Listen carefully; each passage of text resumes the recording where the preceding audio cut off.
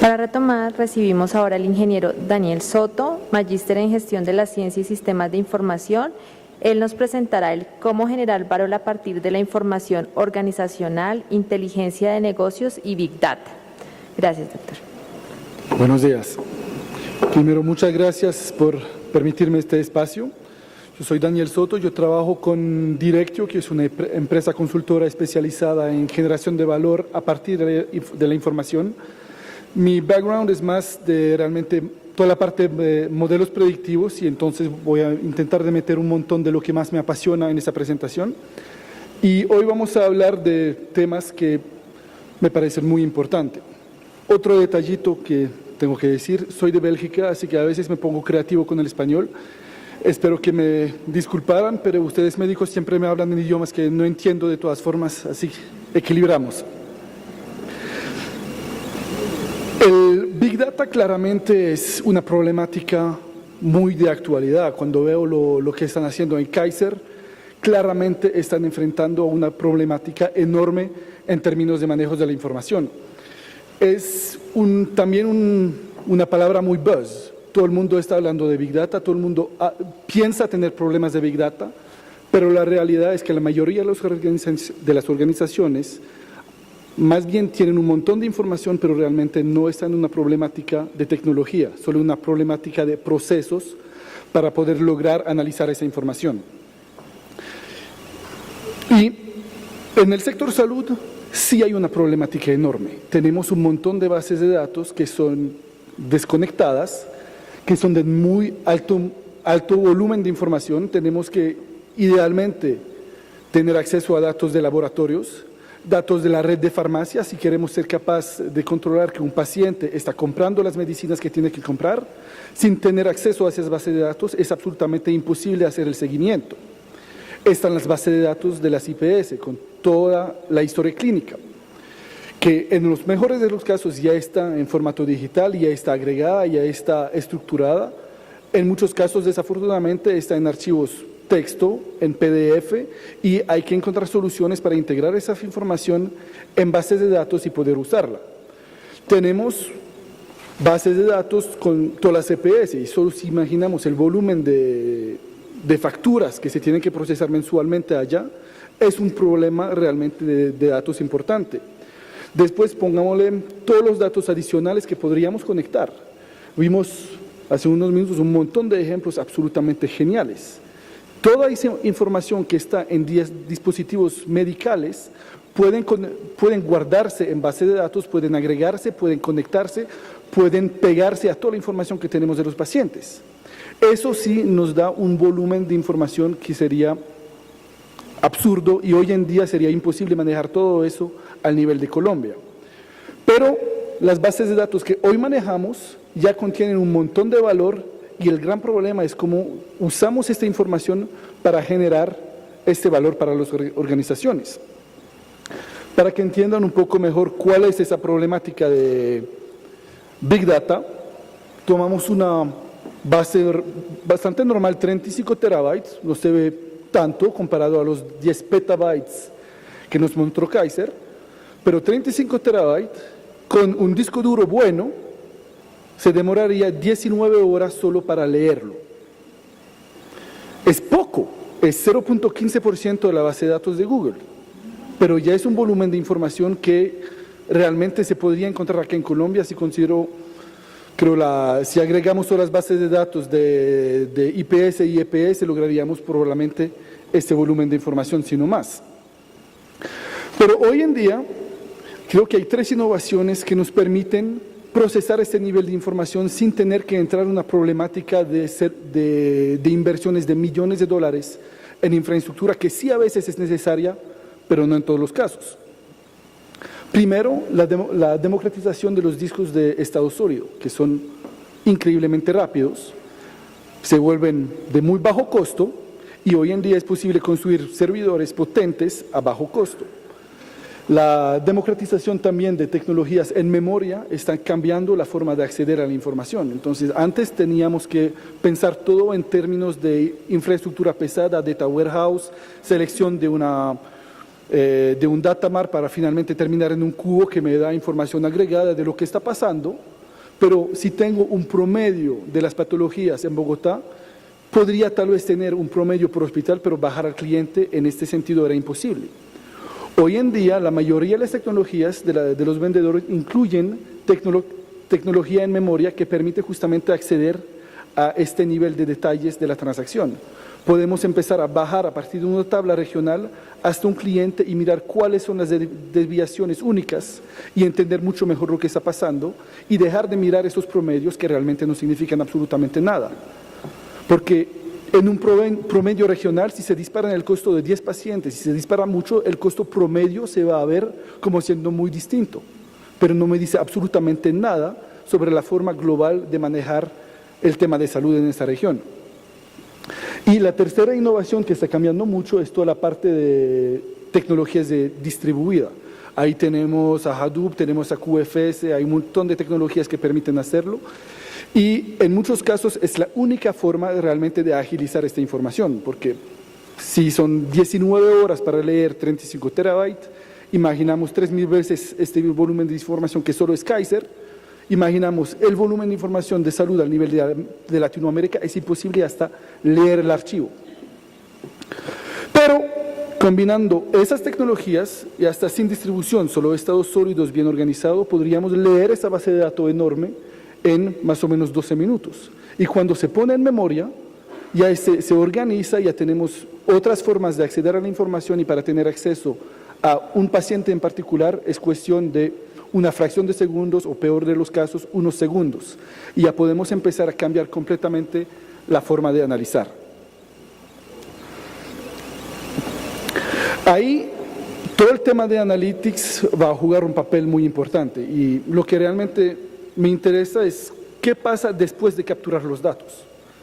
Hemos escuchado mucho de qué datos se pueden capturar, cómo se pueden organizar, pero cuando están ahí, hasta si un médico puede tener acceso inmediato a la información de su paciente cuando está allá, no es suficiente para realmente sacarle todo el jugo que está en esas bases de datos. Necesitamos una capacidad de análisis y una capacidad de agregación y desarrollo de modelos que nos permitan entender lo que está pasando.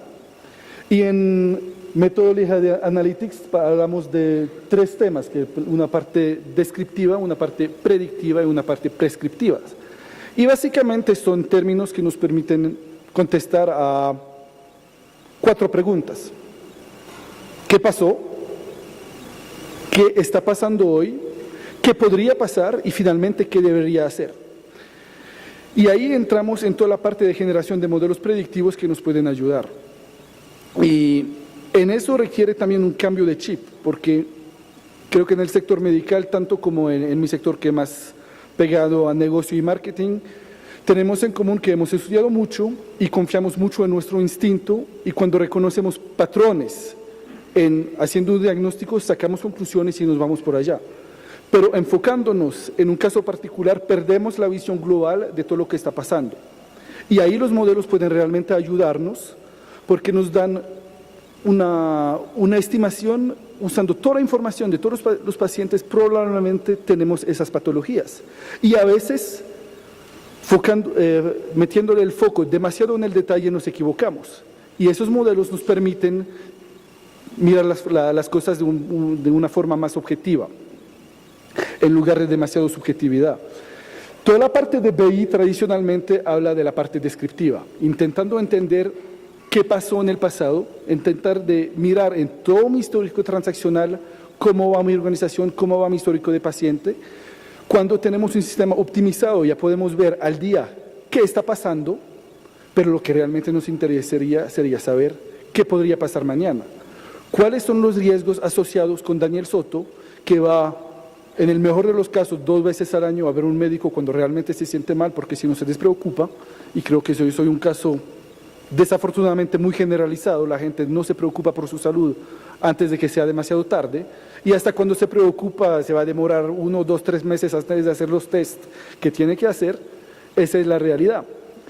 Pero sabiendo eso podemos usar un montón de información para sacar modelos predictivos. Y si usando mis antepasados familiares, usando mis hábitos de vida, usando toda la información que viene, mi edad, podemos determinar cuáles son los 5 riesgos principales. Como organización tenemos la capacidad de llamarle a Daniel y decirle, mira, hace 8 meses no te veo. ¿Por qué no vienes la próxima semana a hacer esos test que ya lo planifico, a qué hora le conviene? Y así el paciente ya no depende de las disponibilidades de las organizaciones, sino que las organizaciones se pueden adaptar y planificar porque ya tienen modelos predictivos que se pueden aplicar y entrar en los procesos.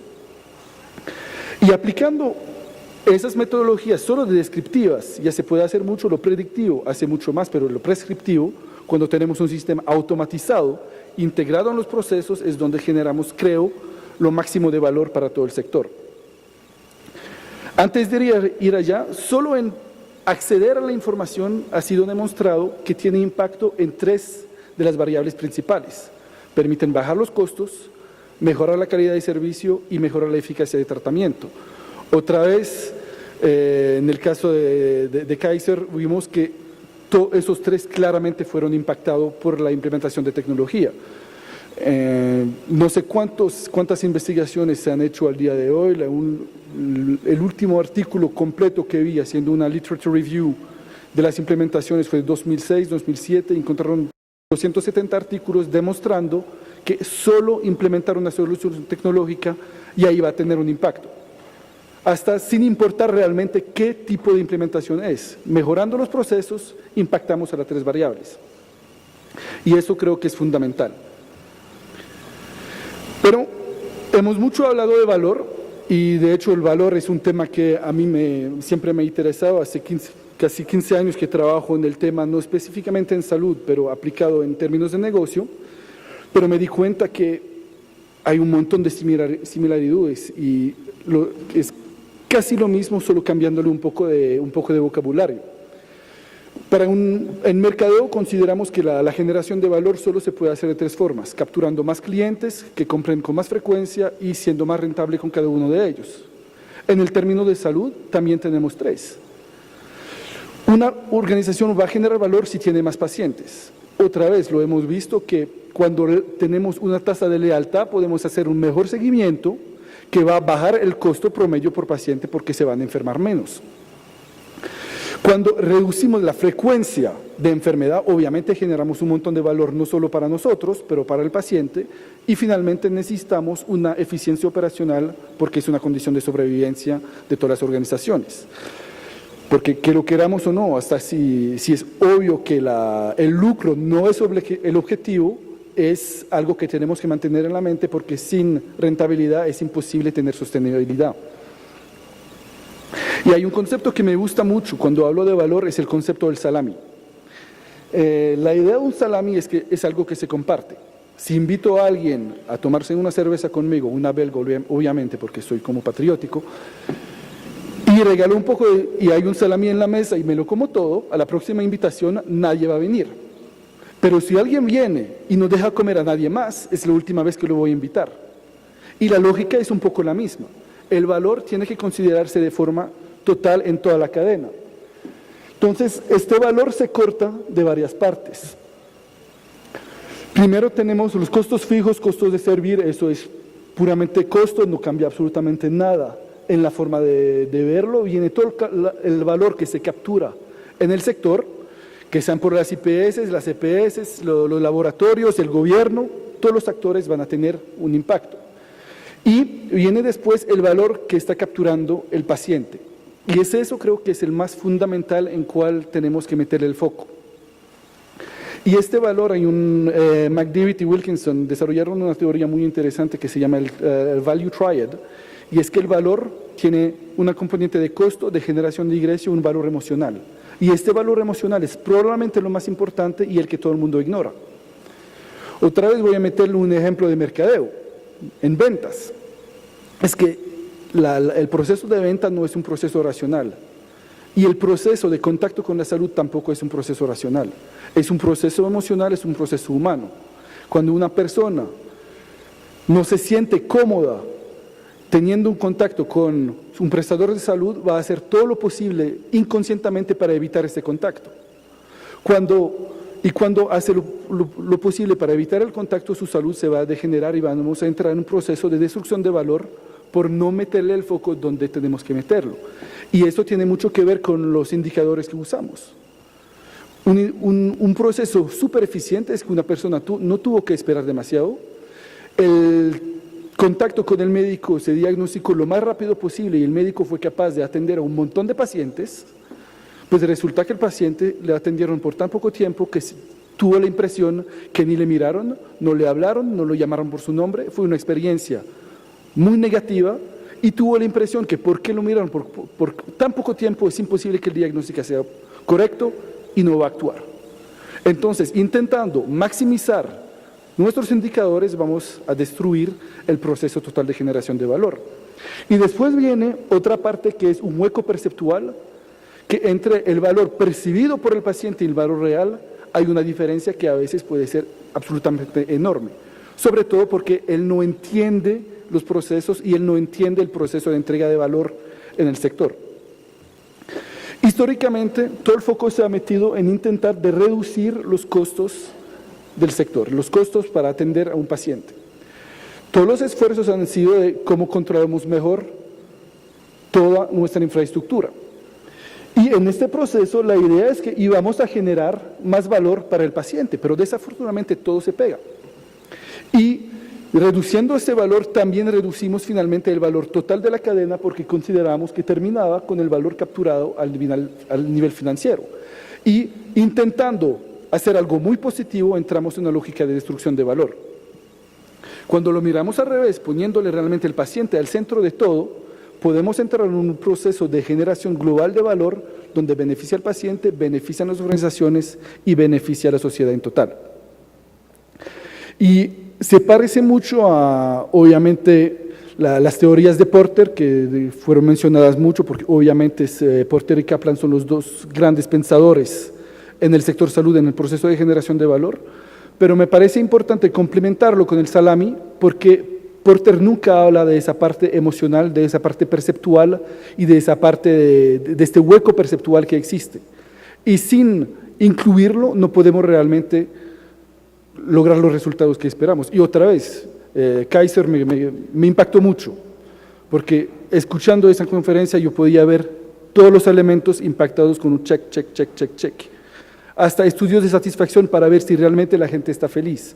Cuáles son los problemas que tienen, cuáles son las dimensiones que son importantes para ellos, porque así sabemos dónde mejorar. Y cuando el paciente está satisfecho, finalmente va a participar e involucrarse en el proceso de mejoramiento de la salud. Y por puro egoísmo va a mejorar el sistema total. Entonces, en eso, Porter nos habla de seis ejes que hay que mejorar para generar el proceso de valor, y hay un eje absolutamente fundamental que es el eje tecnológico, porque sin poder medir no podemos absolutamente hacer nada. Y midiendo lo equivocado vamos otra vez a entrar en un proceso de destrucción en lugar de generación de valor. Su teoría, bueno, no voy a hablar mucho de eso porque ya casi creo que todo el mundo lo sabe y hasta lo vive mucho más que yo, es que el foco en el paciente finalmente tiene un impacto global positivo en la red y pasamos por organizar en entidades integradas, medir los impactos y los costos por pacientes, volver a pensar el sistema de remuneración de la red para asegurarse que tienen los indicadores que van a contribuir a un mejoramiento del sistema, integrar centro de cuidado de salud y finalmente hacer expansión geográfica. Y estos 5 puntos para Colombia me parece que se aplican perfectamente. Y en todos, solo tener tecnología va a facilitar el proceso, pero metiéndole una parte de Advanced Analytics y modelos predictivos nos va a permitir hacerlo de una forma un poco mejor, porque otra vez, conocen muy bien sus pacientes, conocen muy bien sus patologías, pero como humanos, el cerebro está diseñado para equivocarse de 2 formas. Primero, metiéndose en el detalle, y segundo, para no evaluar correctamente los riesgos. Es un diseño biológico. El modelo es muy malo para el detalle, pero es muy bueno para darme tendencias globales y encontrar todo lo que sale de la norma y que no podemos ver sin hacer la pregunta correcta, pero cuando tengo 10.000 variables que observar, cuál va a ser la pregunta correcta, es imposible saberlo. Entonces, para organizar en por patologías, más que por expertiza médica. Obviamente hay que conocer las patologías, hay que ser experto en el sector, pero también hay técnicas como minería de procesos que nos permiten identificar cuáles son todas las excepciones donde unos pacientes realmente tienen un patrón de conexión a otras patologías que no se sabían. Y todo está básicamente en un log. A partir del momento que alguien entra en un hospital o un centro de atención, está en un sistema, con una fecha, con un médico, con resultado de la entrevista, y todas las operaciones van a estar allá. Y básicamente podemos mapear esos datos y visualizar qué está pasando y dónde van esas cosas asociadas. Podemos meterle técnicas de segmentación para intentar simplificar y entenderlo un poco mejor, meterle reglas de asociación que hasta nos meten una parte predictiva, diciéndome que si tengo A y B, pues muy probablemente voy a tener C. Tengo a alguien con diabetes y problemas cardiovascular, yo no soy médico, entonces yo no tengo la menor idea de lo que puede salir de eso, pero ustedes probablemente eso ya le habla y ya saben cuál es el riesgo de hospitalización de esa persona. Cuando son 2 o 3 cosas es fácil, cuando tenemos 40 elementos, el cerebro es incapaz de manejarlos todos. Un modelo ahí sí puede ayudar y un montón. Segunda parte, medir los impactos en costos y en pacientes. Ahí bajamos realmente al nivel más individual posible. Obviamente un sistema de información va a ser fundamental para ser capaz de hacerlo. Tenemos un problema de limpieza de datos absolutamente enorme. Tenemos un problema de estandarización entre entidades. Hasta el nombre de la variable para un medicamento puede variar entre 2 entidades. Hay un esfuerzo de calidad que es importante, pero no es obligatorio para tener las primeras pequeñas victorias. Otra vez, las 3 innovaciones de cual hablé permiten tener unas victorias rápidas. Idealmente, claro, todos nos soñaríamos de tener el mismo sistema que Kaiser, pero no todos podemos tenerlo. Y no es necesario esperar de tener el sistema perfectamente integrado para hacerlo todo. Podemos empezar por unas patologías que realmente son importantes. Empezamos por diabetes. Los datos de diabetes ya están por algo, ya están centralizados. Tenemos bases de datos más o menos bien organizadas, tal vez a 70-80%, pero no importa. Si podemos acceder a esas bases de datos, conectarlas con otras y desarrollar modelos, ya podemos empezar a hacer seguimiento donde más nos duele como organización, como sistema de gobierno y como paciente en su calidad de vida, porque pierde, siendo enfermo, su capacidad de generar ingreso, pierde su capacidad de sentirse útil, pierde calidad de vida y finalmente todo el mundo pierde por falta de información. También hay un montón de modelos predictivos que nos permiten identificar cuáles son las desviaciones y ya también son cosas que ya se hacen mucho. Saber que un paciente me cuesta mucho no me dice nada. Lo que me interesa es saber si me cuesta lo que debería costarme. Si un paciente de VIH no me costó nada en los últimos 6 meses, yo tengo un problema serio. Estoy en una situación donde no hay cuidado. Si me cuesta demasiado, pues ahí tal vez hay algo que olvidé, tenemos algo en la base de datos o tenemos algo en particular con este paciente que hay que seguir con mucho más atención. Y la idea es que reduciendo esa variabilidad vamos a tener un mejor servicio. También podemos realmente empezar a desarrollar todos esos modelos de riesgos. Cuando tenemos información, podemos meterla en algoritmos que van a sacar modelos casi diarios que nos van a permitir tener una idea mejor a nivel individual, trabajando directamente con la población y no solo con estimaciones de curvas de riesgo que siguen siendo estimación y a la evaluación del analista. Y lo que es muy importante acá es que necesitamos una mezcla de perfiles. No es un trabajo de tecnología, no es un trabajo para un ingeniero de sistemas, no es un trabajo para un experto de procesos y tampoco es un trabajo para un científico o un médico. Solo cada uno de esos perfiles solo va a lograr chocarse contra una pared. Trabajando en conjunto se puede desarrollar todos los sistemas y todo un proceso de co-creación que a este punto es muy importante. Al nivel de pagos globales, la idea es, si puedo seguir todos los pacientes, todos los médicos, ya puedo medir la costo-efectividad de la red. Ya puedo identificar cuál IPS es la más rentable para qué tipo de patología. Yo puedo cambiar mis KPIs. En lugar de pagarlos por cantidad de pacientes, yo voy a meterle una retribución por baja tasa de readmisión, por baja tasa de errores de diagnósticos, por tasa más alta de mejoramiento de la calidad de vida, basándome en encuestas que se van a hacer con los pacientes que salen de ahí. Y cambiando eso, logramos a generar efectos dominos, que las IPS más eficientes van a ser las más remuneradas y todas van a tener que seguir el mismo ejemplo para seguir siendo competente.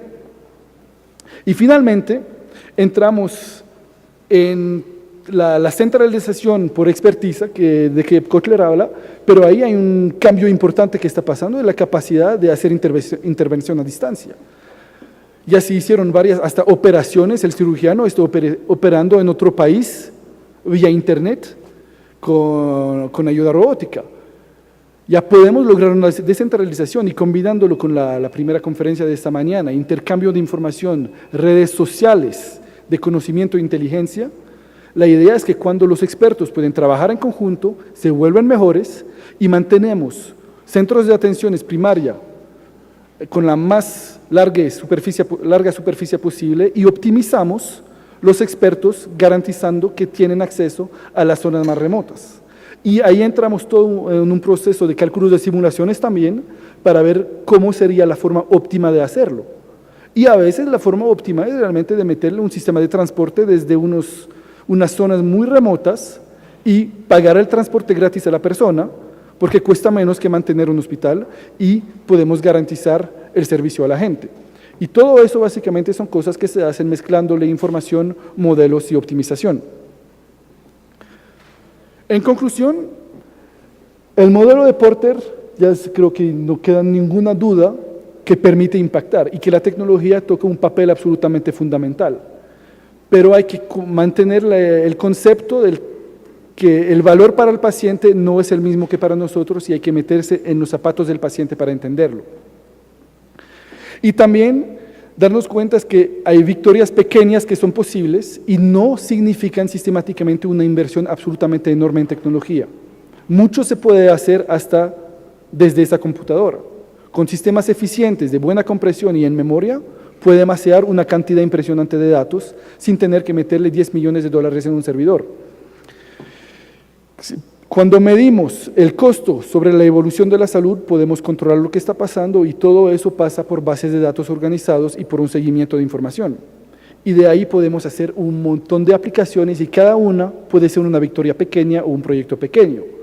Empezamos por ver cuál es el impacto de las IPS, cuáles funcionan mejor cuando podemos medir los costos. Podemos también procesar en muy altas dimensiones, eso no lo mencioné, pero modelos predictivos que incluyen 15, 20, 25 mil variables, hoy es posible. Hoy ya se hacen modelos a partir de la información genética. Ya no necesitamos pasar años buscando cuáles son las 5 o 6 variables que impactan, existen algoritmos que lo hacen. Podemos pasar de riesgos de poblaciones a riesgos individuales. No tenemos que seguir trabajando con muestras. Las herramientas modernas pueden trabajar con una población de 40 millones de registros sin absolutamente ningún problema y sacar cuáles realmente son los riesgos asociados por cada fractil de esa población sin tener que intentar rebuscar cuál es la función estadística que la representa en la muestra de 450 personas que tenemos. De ahí podemos estar en gestión preventiva de epidemia y gestión predictiva también de riesgos para los pacientes para mejorar el impacto. Y creo que lo que más me fascina en eso es que realmente la combinación de talento que permite hacerlo. Está la parte de tecnología, está la parte de procesos y está la parte médica que se combinan para mejorar todo el proceso. Muchísimas gracias.